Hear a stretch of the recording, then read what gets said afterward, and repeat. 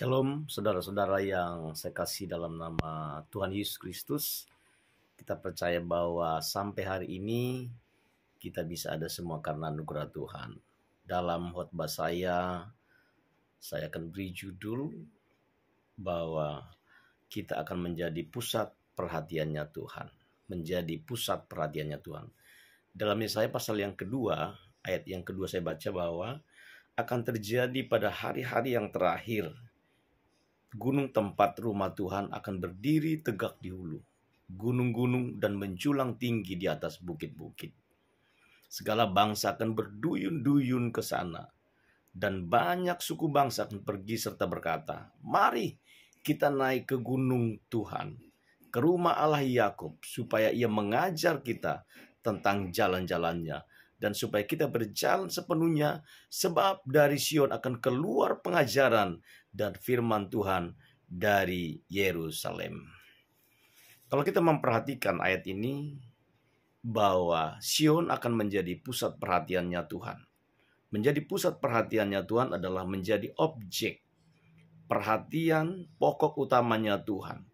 Sion disebut sebagai kota Daud, bahkan dikatakan juga putri Sion itu sama dengan Yerusalem. Jadi putri Sion itu searti dengan Yerusalem. Yehuda dan Yerusalem menjadi pusat perhatiannya Tuhan. Dikarenakan apa? Karena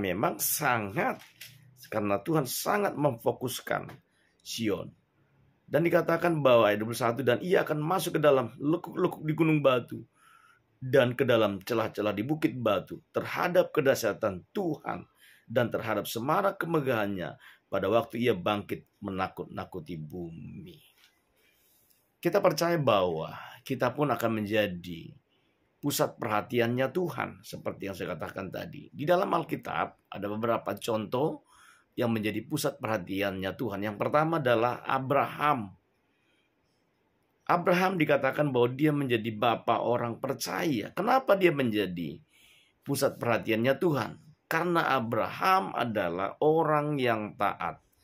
Atau Abraham memiliki ketaatannya kepada Tuhan.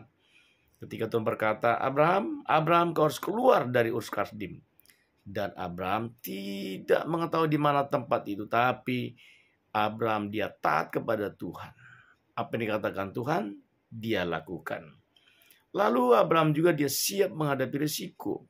Tuhan berkata, aku akan membawa engkau kepada negeri di mana Abraham yang akan diberkati. Abraham tidak tahu di mana negeri itu. Tetapi Abraham percaya kepada Tuhan. Apa yang dikatakan Tuhan, dia yakin bahwa itu yang terbaik kepada dirinya. Lalu, dalam perjalanan Abraham menuju tempat yang dijanjikan oleh Tuhan, Abraham tidak pernah lupa dengan mezbah. Tidak pernah lupa membangun hubungan dengan Tuhan.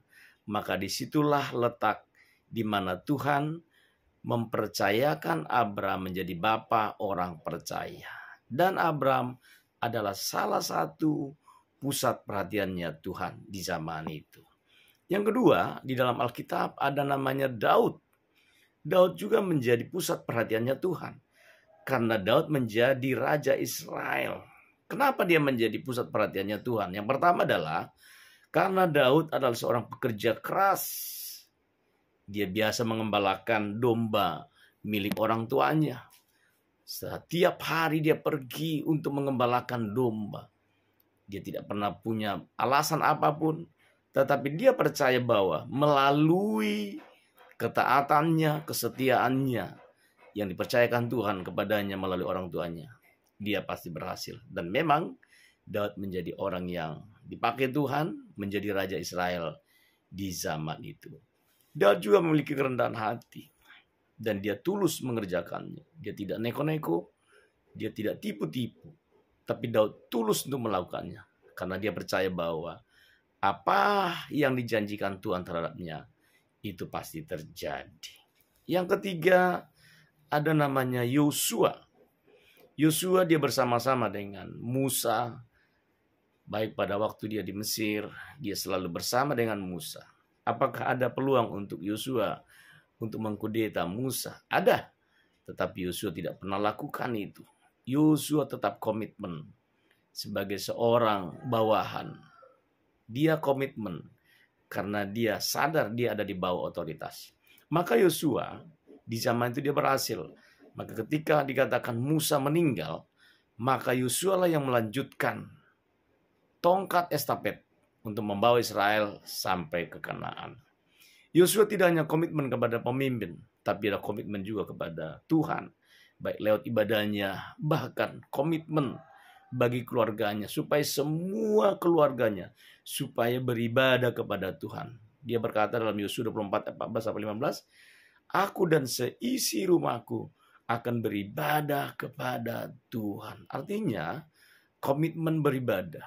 Ada satu pilihan, prioritas yang dilakukan oleh Yosua, baik terhadap dirinya dan keluarganya. Dan saya percaya, jika saudara yang mau menjadi pusat perhatian Tuhan, harus memiliki komitmen terhadap Tuhan. Bukan hanya untuk diri, tetapi juga kepada keluarga kita. Lalu yang keempat adalah Maria. Maria juga menjadi pusat perhatiannya Tuhan. Kenapa? Karena dia tulus, lalu dia tidak pernah menyampaikan apapun. Ya, dia selalu berhikmat, ya wanita yang bijaksana, wanita yang tidak mencemarkan nama baik orang lain. Dia selalu menjaga setiap rahasia. Ada yang bisa disampaikan, ada juga yang tidak bisa disampaikan. Tetapi Maria menjadi pusat perhatian Tuhan. Saudara-saudara yang dikasihi Tuhan, di dalam nama Tuhan Yesus Kristus, saya percaya bahwa kita juga semua menjadi pusat perhatiannya Tuhan. Tetapi yang terpenting adalah miliki ketaatan kepada Tuhan. Baik dari ketaatan ketika Tuhan panggil saudaraku, baik untuk melayani, baik untuk pekerjaan yang lain, saudara harus taat. Karena disitulah letak kekuatan saudara. Lalu miliki kerendahan hati, ketulusan. Jangan bersungut-sungut ketika diberikan kepercayaan, baik tugas dan pekerjaan. Jangan bersungut-sungut jika pekerjaan masih kecil, karena dari kecil lah maka menjadi besar.